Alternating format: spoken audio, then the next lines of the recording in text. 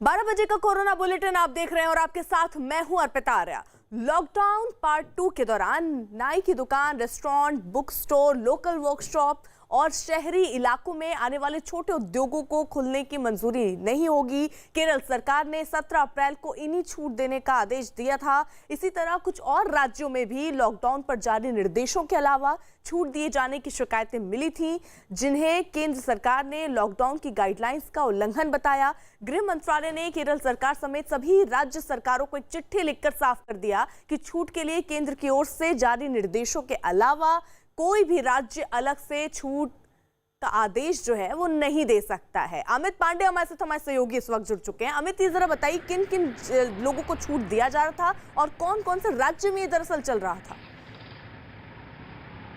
देखिए, केरल में ये 17 तारीख को केरल सरकार ने सर्कुलर जारी किया था कि नाई की दुकान, बुक स्टोर, इसके अलावा छोटी शॉप्स को खुलने की इजाज़त दी जाएगी। तो इसके बाद 19 तारीख को गृह मंत्रालय ने चिट्ठी लिखी केरल सरकार के मुख्य सचिव को और कहा कि जिन चीज़ों में आपने रियायत बरतने का फैसला किया है वो उल्लंघन है गाइडलाइंस का। और उसके ठीक बाद उन्होंने सारे राज्यों को चिट्ठी लिखी और कहा कि जो जो बातें गाइडलाइंस में की गई है उसका ही हूबहू पालन किया जाए, उसके अलावा किसी भी चीज़ का यहाँ पर एडिशन न किया जाए। अगर ऐसा होता है तो ये डाइल्यूशन ऑफ गाइडलाइंस है, इसका मतलब कि गाइडलाइंस का उल्लंघन माना जाएगा और सख्ती से इन सारी चीज़ों पर अमल होना चाहिए।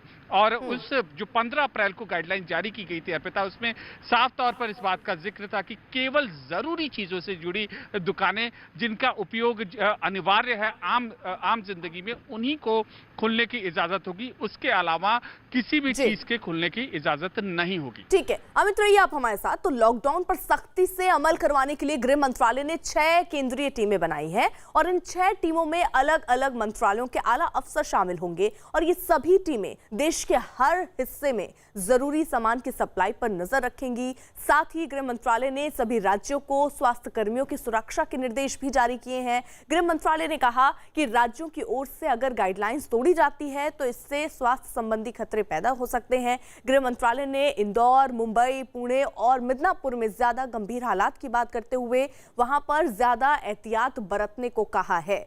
अमित हमारे साथ जुड़े हुए हैं। अमित, जिस तरीके से ये भी निर्देश दिए गए हैं कि जो नियम है आप उसका अच्छे से पालन कराइए और पूरी तरीके से पालन कराइए, कहीं भी किसी भी संदर्भ में तोड़ना नहीं, और एक कमेटी भी गठन की है। देखिए, 6 इंटर मिनिस्ट्रियल सेंट्रल कमेटी का गठन किया गया है और लॉकडाउन पार्ट 1 के दौरान जो 3 बातें यहाँ पर प्रमुख आ रही थी, पहला कि सोशल डिस्टेंसिंग का पालन नहीं किया जा रहा था, दूसरा स्वास्थ्य कर्मियों पर लगातार यहाँ पर हमले हो रहे थे और तीसरा गाइडलाइंस का जो पालन नहीं किया जा रहा था। तो उन सब को देखते हुए यहाँ पर ये 6 इंटर मिनिस्ट्रियल सेंट्रल टीम का गठन किया गया है और इसमें केंद्र सरकार के वरिष्ठ अधिकारी यहाँ पर शामिल होंगे और जैसे ही ऑन द ग्राउंड जो भी वायलेशन होता है या फिर कोई भी एक इमरजेंसी सिचुएशन यहां पर अराइज होती है, कोई भी आकस्मिक स्थिति उत्पन्न होती है, तुरंत जमीनी हालात के हिसाब से ये सेंट्रल टीम हिस्सा लेगी और अमल करवाएगी यह निर्देश। साथ ही ये टीम ये भी सुनिश्चित करेगी कि लॉकडाउन का सारे देश में ठीक से पालन हो रहा है और जरूरी चीजों की लॉकडाउन के दौरान जो सप्लाई है वो बराबर और लगातार यहां पर जारी रहे। जी, तो एक तरफ कई राज्यों में आज से लॉकडाउन में कुछ छूट मिलनी शुरू हो गई है, तो वहीं दिल्ली में कोरोना के बढ़ते मामलों की वजह से पुलिस लॉकडाउन पर और भी ज्यादा सख्ती बरतने में जुटी है। दिल्ली के सभी 11 जिलों को हॉटस्पॉट घोषित कर दिया गया है और इसी के साथ दिल्ली के चप्पे चप्पे पर पुलिस की निगरानी बढ़ गई है।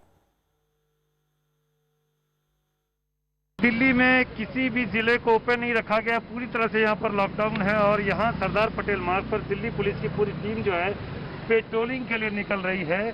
ये एक नया अद्भुत नज़ारा है क्योंकि एक साथ ही में सारे जो पुलिस वाले वो बाइक पे अलग अलग इलाके में जाके राउंड लगाते कि कहीं भी लॉकडाउन का उल्लंघन ना हो रहा हो और पूरी ट्रेनिंग और ब्रीफिंग के बाद ये निकलते हैं कि किन किन चीज़ों की छूट मिली हुई है, किन किन चीज़ों की दुकानें खुली रह सकती, उनको छोड़ करके अगर कोई भी व्यक्ति अगर बिना किसी वजह के सड़क पर दिखे तो उन्हें रोका जाता है, उनसे पूछताछ की जाती है। इसके अलावा जो दुकानें बिना परमिशन के खुली होती हैं उन पर निगरानी रखी जाती है। यानी कि पूरी तरह से मुस्तैद दिल्ली पुलिस इस कोशिश में लगी हुई कि किस तरह से दिल्ली में लॉकडाउन के नियमों का पालन हो दिल्ली में चूंकि लगातार मामले आ रहे हैं तो दिल्ली सरकार ने यहाँ पर किसी भी एरिया को ओपन नहीं किया हुआ है, किसी तरह की छूट जो है वो नहीं मिली हुई है।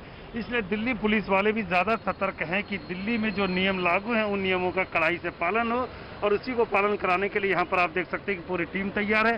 साथ ही साथ वीडियोग्राफी की जाती है ताकि कोई भी व्यक्ति अगर अपनी बात से मुकरे तो उसकी रिकॉर्डिंग दिल्ली पुलिस के पास रहे, दिल्ली पुलिस के पास उसके सबूत रहें कि यहाँ पर कानून तोड़ा गया, इसलिए यहाँ पर वीडियो रिकॉर्डिंग भी होती है। आप देख सकते हैं कि वीडियो कैमरा लेकर के दिल्ली पुलिस के लोग यहाँ से निकल रहे हैं सरदार पटेल मार्ग से। ये पूरे दिल्ली पुलिस इलाके में दिन भर जो है राउंड लगाएंगे और देखेंगे कि कहीं भी लॉकडाउन के नियमों का उल्लंघन न हो रहा हो।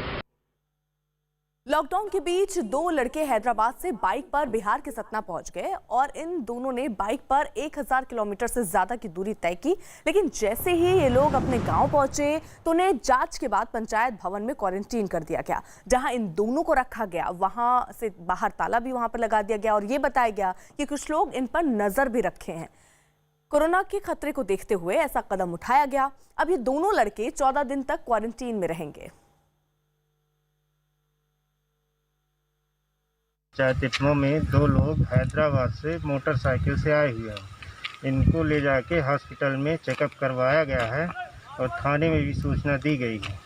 इनको अलग रहने की व्यवस्था की गई है स्कूल में। इनको खाने की व्यवस्था की जाती है और जो डिस्पोजल वगैरह है जला दिया जाता है, जिससे कि इनका संक्रमण और दूसरे लोगों में न फैल सके।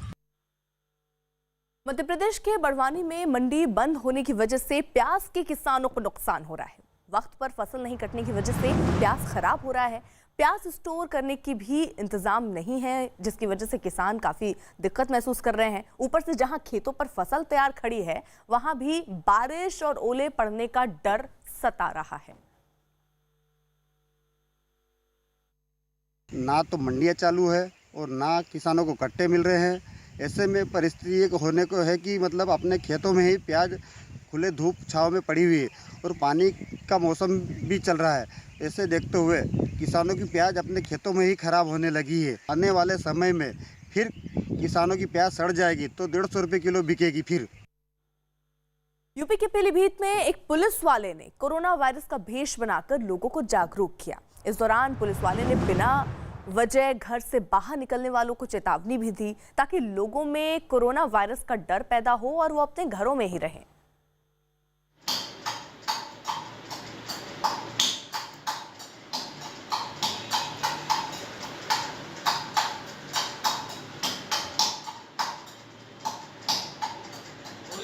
पुलिस प्रशासन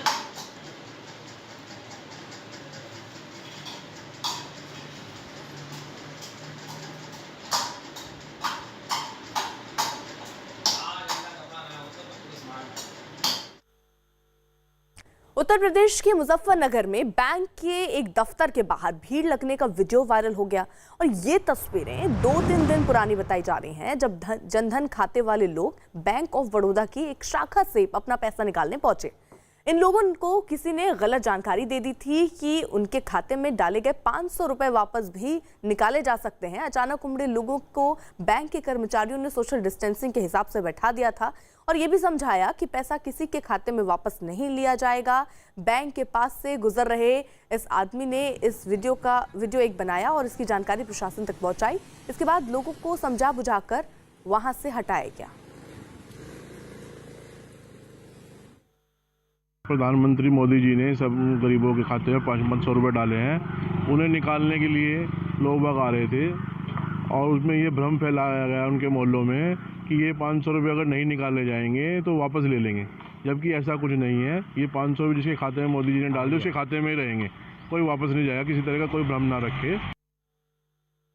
कोरोना से मरने वाले लोगों के अंतिम संस्कार के मुद्दे पर रांची के एक शहर में विरोध शुरू हुआ जब लोगों को पता चला कि वहां जंगलों में शवों को जलाने और दफनाने के लिए जगह ढूंढी गई तो लोगों ने इस पर नाराजगी जतानी शुरू कर दी। गांव वालों की नाराजगी की खबर का पता चलते ही इलाके के विधायक ने बड़े अधिकारियों और गाँव वालों के साथ एक बैठक की।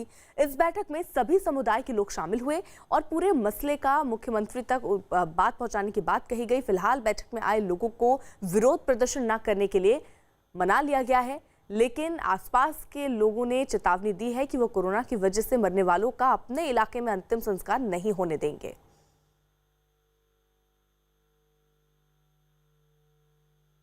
गोवा के बाद अब मणिपुर भी कोरोना मुक्त हो गया है। मणिपुर के मुख्यमंत्री एन बीरेन्द्र सिंह ने ये जानकारी ट्वीट करके दी।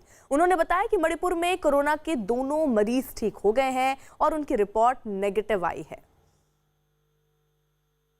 मणिपुर के सीएम एन बीरेन्द्र सिंह ने ट्विटर पर लिखा कि मुझे ये बताते हुए काफी खुशी हो रही है कि अब मणिपुर कोरोना से मुक्त हो गया है। दोनों मरीज पूरी तरह से ठीक हो चुके हैं और इनकी रिपोर्ट नेगेटिव आई है। राज्य में कोरोना का कोई नया मामला भी सामने नहीं आया है। ये लॉकडाउन लागू किए जाने के साथ ही लोगों और मेडिकल टीम के सहयोग से संभव हुआ है। मुंबई के सभी 5 टोल प्लाजा पर आज से टोल वसूला जा रहा है। वहां पर मुलुंड, एसबीएस और दहिसर समेत एरोली, बांद्रा वर्ली, स्ट्रेलिंग से जाने वाली जो गाड़ियां हैं उनसे टोल वसूला जा रहा है। यानी आज से दफ्तर के लिए जाने वाली या फिर सामान, सब्जी और दवाओं की सप्लाई के लिए जाने वाली गाड़ियों को टोल भरना होगा। महाराष्ट्र में आर्थिक चक्के को पटरी पर लाने के लिए कई नियमावली के साथ कुछ उद्योग धंधों को ऑपरेट करने की अनुमति दी गई है, लेकिन ये केवल ग्रीन और ऑरेंज जोन में ही उद्योग धंधे ऑपरेट हो पाएंगे। मुंबई अभी भी रेड जोन में है, लेकिन टोल नाका जो है वो शुरू कर दिया गया है। ये वो मुलुंड का टोल नाका है जहां से रात 12 बजे से जो है वो टोल वसूले जाने शुरू हो चुके हैं। लॉकडाउन शुरू होने के साथ ही जो है टोल नाका को पूरी तरह से बंद कर दिया गया था, लेकिन अब ये आदेश की कॉपी आई है एमएसआरडीसी की तरफ से। साफ तौर पे जो मुंबई के मुख्य 5 टोल नाके हैं उन पर साफ तौर पे कहा गया है कि वो टोल वसूलें। और सबसे अहम बात कि टोल वसूलने के लिए अगर आप देखें तो दिखाई पड़ेगा कि टोल वसूलने के लिए जो लोग तैनात हैं उन्हें हैंड ग्लव्स और साथ ही साथ सैनिटाइजर का इस्तेमाल करना है। स्टाफ को पूरी तरह से जो है वो सतर्क रहना है। सूरत में लॉकडाउन के नियमों को तोड़ना कुछ लोगों पर भारी पड़ गया। पुलिस ने बिना वजह सड़क पर घूम रहे लोगों को एक जगह पर इकट्ठा किया और इसके बाद उनसे उठक बैठक करवाई गई। पुलिस ने बिना वजह सड़क पर घूम रहे लोगों को कोरोना से बचाव के लिए घर पर ही रहने की नसीहत दी और दोबारा लॉकडाउन तोड़ने पर कड़ी कार्रवाई की चेतावनी दी।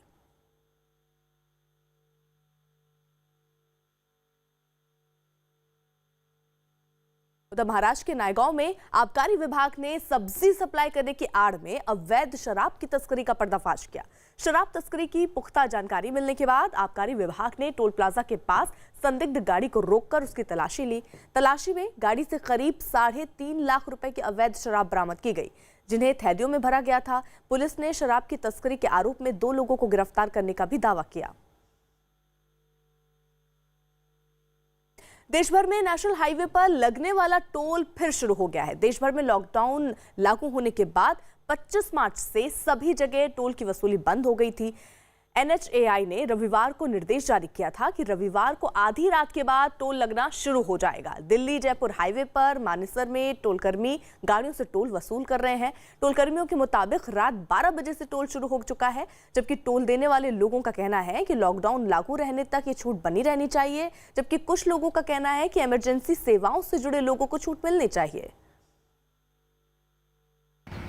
आज से देश भर में जितने भी राष्ट्रीय राजमार्ग के टोल टैक्स हैं वो शुरू हो गए हैं। इस वक्त मैं मौजूद हूं दिल्ली जयपुर हाईवे पर।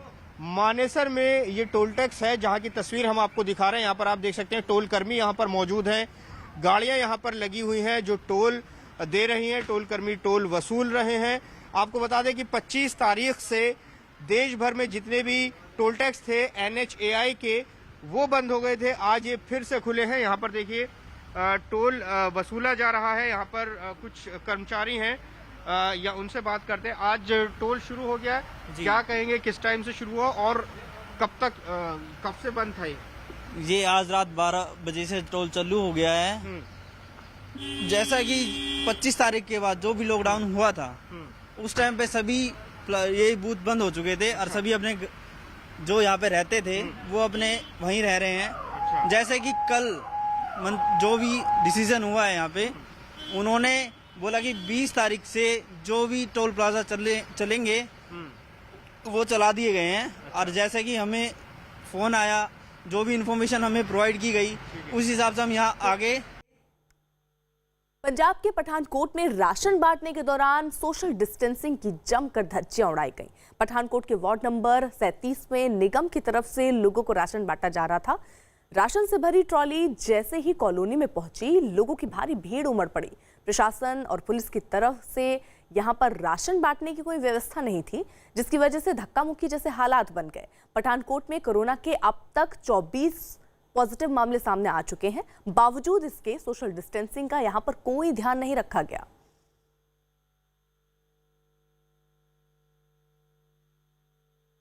यूपी के पीलीभीत में मास्क न पहनने पर एक शख्स की पिटाई का वीडियो सामने आया। बताया जा रहा है कि पुलिस की जांच के दौरान एक व्यक्ति बिना मास्क पहने दिखाई दिया। इसके बाद मौके पर मौजूद तहसीलदार ने मौके पर मौजूद पुलिस जवानों के साथ इस व्यक्ति की जमकर पिटाई की। सरकार के आदेश के बाद लॉकडाउन पर पुलिस बेहद सख्ती से पेश आ रही है।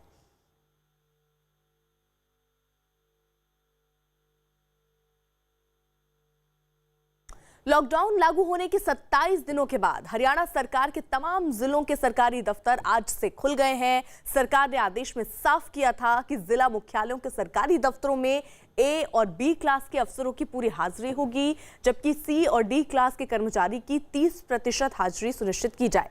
लेकिन जिन इलाकों को रेड जोन घोषित किया गया है, वहां ये आदेश लागू नहीं होंगे। दफ्तर में सोशल डिस्टेंसिंग का पालन करते हुए कर्मचारी एक दूसरे से दूर बैठकर काम करते दिखाई दे रहे हैं। हरियाणा सरकार ने 20 अप्रैल से अपने तमाम सरकारी दफ्तरों को खोलने की परमिशन दे दी है, लेकिन एक सख्त प्रोटोकॉल है जिसका पालन करने के लिए कहा गया है। सोशल डिस्टेंस मेंटेन करने के लिए कहा गया है। मैं इस वक्त पंचकुला के सेक्टर 5 में एजुकेशन डिपार्टमेंट के दफ्तर में मौजूद हूं। यहां पर अलग अलग ब्रांचेस के दफ्तर हैं और यहां पर जो भी लोग आ रहे हैं उनकी स्क्रीनिंग करने के बाद ही अंदर जाने की परमिशन दी जा रही है। एक टीम को यहां पर लगाया गया है और जितने भी लोग आ रहे हैं उनका पूरा डाटा लिया जा रहा है। जैसे अब मैं एंटर कर रहा हूं तो बुखार चेक किया जा रहा है और उसके बाद एनालाइज किया जाता है उसको। आप ये क्या चेक कर रहे हैं और कैसे आपको पता लगता है कि ये सस्पेक्ट हो सकता है, इसको अंदर नहीं जाने देना?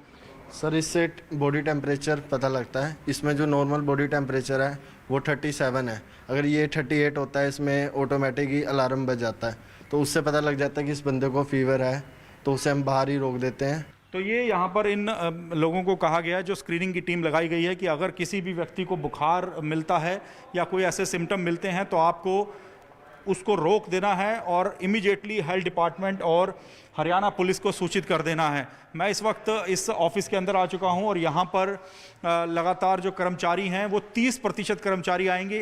ए और बी क्लास के जो अफसर हैं उनको सभी लोगों को आना होगा, लेकिन जो सी और डी श्रेणी के कर्मचारी हैं उनमें से 30% रोस्टर के हिसाब से यहाँ पहुँचेंगे। अंदर भी जो ऑफिस है वहाँ पर ऑफिस को सैनिटाइज करने का काम लगातार जारी है।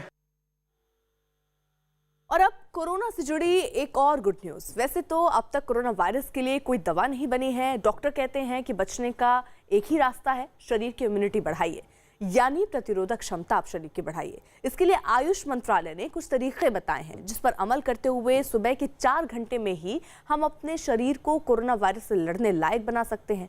कैसे, देखते हैं इस रिपोर्ट में।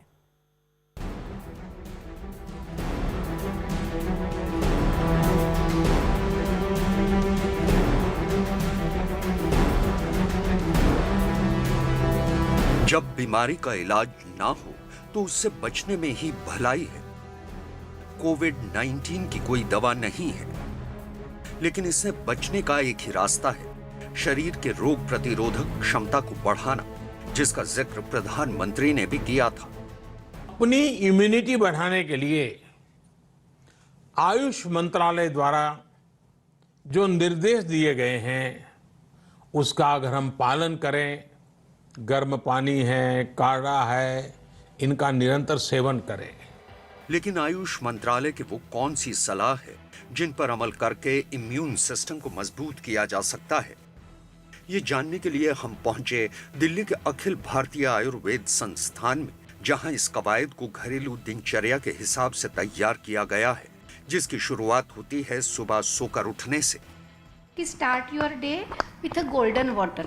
तो करना क्या है हमें कि सुबह उठ के आप गर्म पानी से पूरा दंत धावन या ब्रश करने के बाद गर्म पानी में हल्दी इतनी डालनी है, पाव चम्मच, उसको छिला के 10 से 12 बार उसमें थोड़ा एक चुटकी भर नमक डालना है और आप इससे गरारे कर सकते हैं।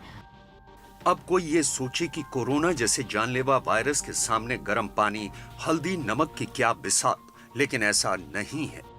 कोरोना का फैलाव ये या तो नाक से, मुंह से और आंखों से होता है और मुंह में वो 4 दिन गले में बैठता है और असिम्टोमेटिक होता है।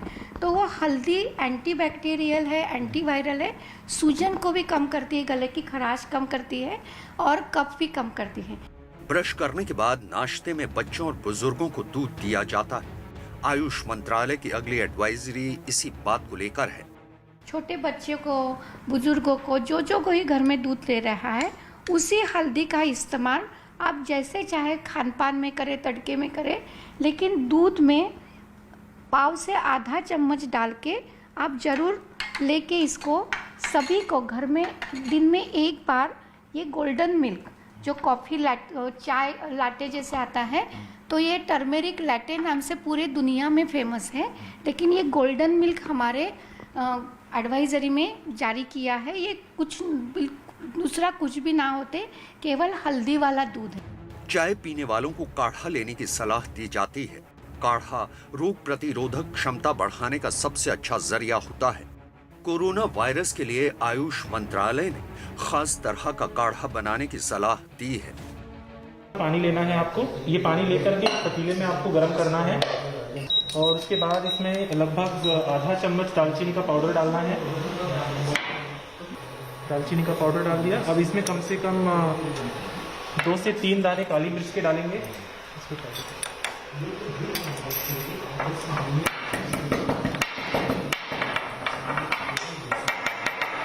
इसको भी डाल देंगे इसमें। और ये सौंठ का पाउडर है, इसको भी लगभग हम आधा चम्मच सौंठ का पाउडर लेंगे, इसको भी डालेंगे। थोड़ा सा कम, थोड़ा गर्म होती है इसलिए इसको हम लगभग 2 चुटकी इतना लेंगे, इसे भी डाल देंगे। और इसमें कम से कम 3 से 4 द्राक्ष जो होती है, काली द्राक्ष है, मुनक्का जिसे कहते हैं, इसको भी हम थोड़ा सा पीस लेंगे और इसको भी डाल देंगे इसके अंदर।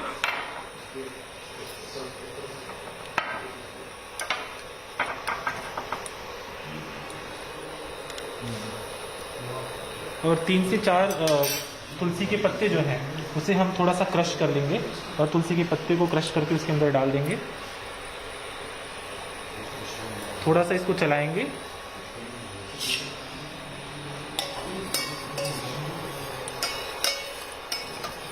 और जब ये आधा रह जाए तो उस वक्त हम इसे छान लेंगे। पहले हल्दी और गर्म पानी के गरारे, फिर दूध, हल्दी, उसके बाद काढ़ा। आयुष मंत्रालय के ये घरेलू नुस्खे प्रतिरोधक क्षमता बढ़ाने का काम करते हैं। इसके बाद एक रास्ता और है। आयुर्वेद में हवन का भी बहुत बड़ा साइंटिफिक कहा जाता है कि बहुत महत्ता है हवन की, और यहाँ पर भी जो आयुर्वेद संस्थान है रोज हवन किया जाता है। और ये कहा जाता है कि हवन करने से जो जो चीज़ें इसमें इस्तेमाल की जाती हैं उसका एक बड़ा कहा जाता है कि जो वायरस है उस पर काफ़ी प्रतिकूल असर पड़ता है। तो ये भी जानने की कोशिश करते हैं कि हवन से किस तरीके का फायदा होता है। सुबह पूजा के बाद लोग घरों में हवन करके वातावरण को स्वच्छ कर सकते हैं। इस हवन में कपूर, गुग्गल, धूप, जावित्री, नीम के पत्ते का इस्तेमाल होता है। कई चीज़ें ऐसी होती हैं कि उसे धर्म से जोड़ करके विरोध भी हो जाता है। इसे धर्म से नहीं, इसके वैज्ञानिक फायदे भी इस हवन के मिलते हैं कोरोना के खिलाफ। इसको मुख्य रूप से विज्ञान से ही जोड़ा जाता है और वैज्ञानिकता ही इसकी है। इसमें शुद्ध गोघृत का प्रयोग किया जाता है, कपूर इसके अंदर प्रयोग कर रहे हैं हम, जायफल का प्रयोग कर रहे हैं, गूगल है, जावित्री है, सब द्रव्य ऐसे हैं जो वायरल इन्फेक्शन को कम करते हैं। तो यहाँ पर धर्म को नहीं जोड़ें, इसको मुख्य रूप से विज्ञान से जोड़ें। लेकिन ध्यान रहे, इन सब से कोरोना का इलाज नहीं होता। ये शरीर की रोग प्रतिरोधक क्षमता को बढ़ाते हैं, जिससे वायरस से लड़ने में मदद मिलती है। कुछ और भी जरूरी बातें हैं। रोज कम से कम एक आंवला जरूर खाएं। मुंह में कुछ देर तिल का तेल रखें, फिर पानी से कुल्ला कर लें। सुबह और शाम नाक में सरसों का तेल डालें। यानी सुबह 6 बजे से 10 बजे तक इस 4 घंटे में आयुष मंत्रालय की सलाह पर अमल करें। शरीर को मजबूत बनाएं ताकि कोरोना वायरस को मुंहतोड़ जवाब दिया जा सके। कोरोना से जारी जंग के बीच गुजरात पुलिस के एक जवान ने घर कल ही बचा हुआ और आज वो अपनी ड्यूटी पर पहुंच गए। कल ही पिता बने गुजरात पुलिस के इस जवान का नाम दीपक देसाई है और लॉकडाउन के दौरान उन्हें लोगों की आवाजाही रोकने के लिए सड़क पर तैनात किया गया है। लॉकडाउन में सख्ती की वजह से उन्हें छुट्टी भी नहीं मिली और वो अपने बच्चे को भी देखने नहीं जा पाए। दीपक ने मोबाइल पर अपने बच्चे की तस्वीर ले रखी है और ड्यूटी के बीच में समय मिलने पर वो अपनी पत्नी को फोन करके उनका हालचाल भी जान रहे हैं। पटना के दानापुर में प्रशासन ने गरीबों और राहगीरों को खाना खिलाने का इंतजाम किया। दानापुर के एक स्कूल में लोगों के सहयोग से एक रसोई चलाई जा रही है जिसमें रोज 200 से ज्यादा लोगों के लिए खाना तैयार किया जा रहा है। पटना में इस तरह के 4 किचन तैयार किए गए हैं जहां पर किसी भी भूखे को खाने के लिए मना नहीं किया जाता है। इन जगहों पर आने वाले लोगों को दिन में 2 बार सोशल डिस्टेंसिंग के साथ खाना खिलाया जाता है।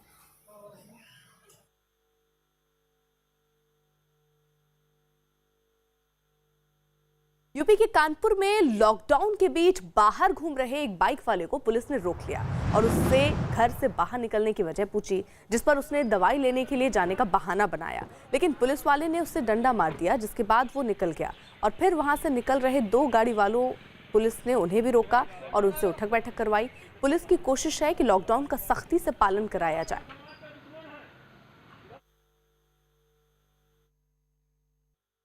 केंद्र सरकार की एडवाइजरी फिलहाल पंजाब में पूरी तरह से लागू नहीं की जा सकती। ये बात मुख्यमंत्री कैप्टन अमरिंदर सिंह ने साफ की है। पंजाब के मुख्यमंत्री कैप्टन अमरिंदर सिंह ने साफ किया कि पंजाब की स्थिति अभी ऐसी नहीं है कि किसी तरह की कोई छूट दी जा सके। सिर्फ खेतों में गेहूं कटाई और मंडियों में गेहूं की खरीद के लिए छूट दी गई है। इसके दौरान भी सोशल डिस्टेंसिंग के नियमों का सख्ती से पालन करने के निर्देश दिए गए हैं। पंजाब के मुख्यमंत्री कैप्टन अमरिंदर सिंह ने साफ कर दिया है कि लॉकडाउन 2 के दौरान किसी भी तरह की कोई छूट नहीं दी जाएगी। केंद्र सरकार की तरफ से जो एडवाइजरी आई थी कि जहां जहां कोरोना वायरस के पॉजिटिव केस कम है वहां पर उद्योगों को शुरू किया जा सकता है, उस बात को भी पंजाब सरकार ने फिलहाल मानने से इनकार कर दिया है और कहा है कि अभी पंजाब में हालात ऐसे नहीं हैं कि पंजाब में किसी भी तरह की छूट दी जा सके। छूट सिर्फ दी गई है गेहूं कटाई के लिए। जो किसान हैं उनको छूट है कि वो अपनी गेहूं की फसल जो तैयार खड़ी है उसकी कटाई कर सकें, लेकिन सोशल डिस्टेंस बनाने के लिए कहा गया है। मेरे सामने आप देखिए कुछ मजदूर जो फसल काट रहे हैं उनको भी दूर दूर रखा गया है, उनके बीच में गैप है और ये बात समझाई गई है कि सोशल डिस्टेंस मेंटेन करके ही आप गेहूं की कटाई कर सकते हैं। इस गेहूं की कटाई करने के बाद ट्रैक्टर ट्रॉलियों में इस गेहूं को किसान अपने घरों पर लेकर जा रहे हैं। वहां पर जाने के बाद कर्फ्यू पास उनको जारी किया जा रहा है, जिसके बाद किसान अपना नंबर आने पर ही मंडियों में आकर गेहूं को बेच सकते हैं। पंजाब सरकार का दावा है कि तमाम जो प्रोटोकॉल हैं कोरोना वायरस संक्रमण को रोकने के, उसके तहत ही पूरी जो प्रक्रिया है गेहूं कटाई की और उसके बाद मंडियों में जो गेहूं की खरीद होनी है उसको आगे बढ़ाया जाएगा। देश भर में कोरोना के संकट के बीच रिलायंस फाउंडेशन ने मिशन अन्न सेवा नाम से बड़ी पहल शुरू की। इसके तहत रिलायंस फाउंडेशन की ओर से देश भर में जरूरतमंदों को खाना बांटा जा रहा है। रिलायंस फाउंडेशन के मिशन अन्न सेवा मुहिम के तहत अब तक 16 राज्यों, 1 केंद्र शासित प्रदेश में 2 करोड़ से ज्यादा लोगों को भोजन बांटा जा चुका है। इस मुहिम के तहत देश भर में 3 करोड़ से ज्यादा जरूरतमंदों को भोजन बांटे जाने का लक्ष्य रखा गया है। My dear members of the Reliance family, Namaskar. I hope all of you and your families are safe and healthy. For Mukesh and me, it is our top priority to ensure that each one of you and your loved ones in your families are safe, protected and COVID-free. COVID-19 is an unprecedented pandemic for the world, for India and humanity. As India enters an extended period of lockdown, our hearts go out to all those Indians who depend on daily wages for the next meal. They too are members of our Parivar, our Bharat Parivar. That is why at Reliance Foundation, we have launched Mission Anna Seva, our pledge to feed needy Indians. In our culture, Annadan is Mahadan. Upanishads teach us that food itself is Brahma. Through Mission Anna Seva, we will provide over 3 crore meals to marginalized communities and frontline workers across our nation. This will be the largest meal distribution program ever undertaken by a corporate foundation anywhere in the world. Friends, it is our collective duty to do whatever it takes to help our people and our nation achieve victory in this fight against coronavirus. In partnership with BMC, Reliance has set up India's first 100-bed exclusive COVID-19 hospital in Mumbai in just 2 weeks. I'm pleased to share with you that we are now expanding this facility to a capacity of 250 beds. We will produce 1 lakh masks and 100,000 PPEs daily for health workers and caregivers across India. Reliance is also providing free fuel to emergency vehicles to help ensure COVID-19 patients quickly get the medical care they require. In this hour of need, our colleagues at Reliance Retail are working overtime to provide essential supplies daily to millions of Indians via stores and home deliveries to more than 200 cities. And Jio is providing uninterrupted reliable digital connectivity to 40 crore individuals and thousands of organizations through its work from home, study from home, and health from home solutions. Reliance Foundation has donated 535 crore rupees to various relief funds, including the PM CARES Fund. Mukesh and I wish to salute the incredible dedication and service-mindedness of all our Reliance family who have stood as one. They are the beating heart of the Reliance institution. A special mention and gratitude for all our doctors, nurses and staff of Sir H.N. Reliance Foundation Hospital, our colleagues at Reliance Retail, back-end and front-end, and the entire team at Jio. All of you have made us proud. You are the true heroes and warriors in this battle against COVID-19. Friends, whenever India is faced with an adversity, our people have always defeated it with unity and determination. This crisis will be no different. Corona हारेगा, India जीतेगा. Stay safe. God bless. Jai Hind.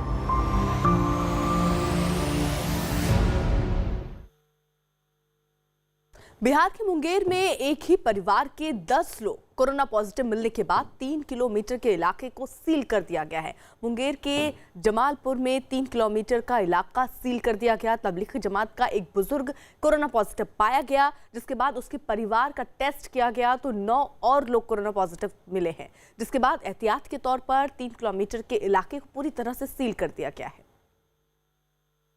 पूरे मुंगेर की, जमालपुर की और ऐसे ऐसे जगह जहाँ चिन्हित किए जा रहे हैं जहाँ पर खतरा पैदा हो सकता है।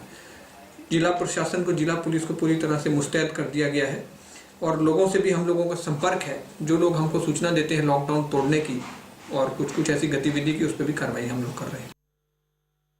दिल्ली में पिज्जा डिलीवरी बॉय के संपर्क में आए 16 लोगों का कोरोना टेस्ट नेगेटिव आया है। ये सभी लोग पिज्जा डिलीवरी बॉय के साथ काम करते थे या फिर रह रहे थे। पिज्जा बॉय के संपर्क में आने के बाद दिल्ली में 72 परिवारों को होम क्वारंटीन किया गया था।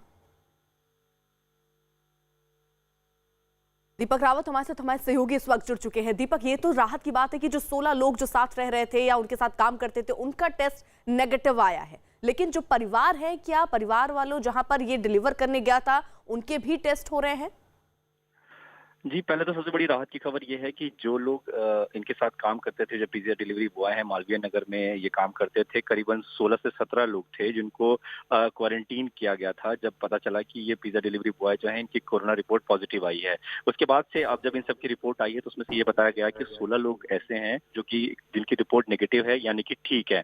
लेकिन जहां तक बात रही 72 फैमिलीज की जिनको होम क्वारंटीन किया गया था, उनके बारे में जो डीएम है वहाँ के बीएम मिश्रा, उनसे बात की तो उन्होंने साफ तौर पर ये कहा कि इन फैमिलीज में फिलहाल कोई भी ऐसे लक्षण नहीं दिखाई दिए जिससे ये लगता हो कि कोरोना का संक्रमण इधर बढ़ रहा हो। यही वजह है कि अभी तक इनमें से किसी का भी टेस्ट नहीं कराया गया है। हालांकि ये भी साफ तौर पर प्रशासन का कहना है कि अगर किसी में भी किसी प्रकार के लक्षण नजर आते हैं तो उनका तुरंत टेस्ट करवाया जाएगा और फिर उसकी रिपोर्ट सामने आएगी और फिर उसके बाद आगे की कार्रवाई की जाएगी। ऐसे में जब इन सब लोगों को होम क्वारंटीन किया गया तो इन पर पैनी नजर है प्रशासन की, ताकि अगर किसी भी प्रकार का कोई सा भी लक्षण अगर नजर आता है तो इनका तुरंत टेस्ट कराया जाएंगे। लेकिन फिलहाल जो हाई रिस्क पे थे ये करीबन 16 से 17 लोग थे, जिनमें से 16 लोगों की रिपोर्ट नेगेटिव आई है, जो कि एक बड़ी राहत की खबर है। और इसके बाद बाकी लोगों के भी लक्षण पर नजर रखी जा रही है। जी, करीब 1 महीने के लॉकडाउन के बाद यूपी के 56 जिलों में आज से कई सेवाएं शुरू हो गई हैं। यूपी की राजधानी लखनऊ में भी कई सरकारी दफ्तर खोल दिए गए हैं। ऐसे में लखनऊ पुलिस ने गश्त तेज कर दी है ताकि ये निगरानी रखी जा सके कि सिर्फ वही लोग सड़क पर निकल रहे हों जिनको सरकार की गाइडलाइन के तहत अनुमति है। इसके लिए खुद ज्वाइंट पुलिस कमिश्नर नवीन अरोड़ा भी अपनी टीम के साथ गाड़ियों की चेकिंग करते नजर आए।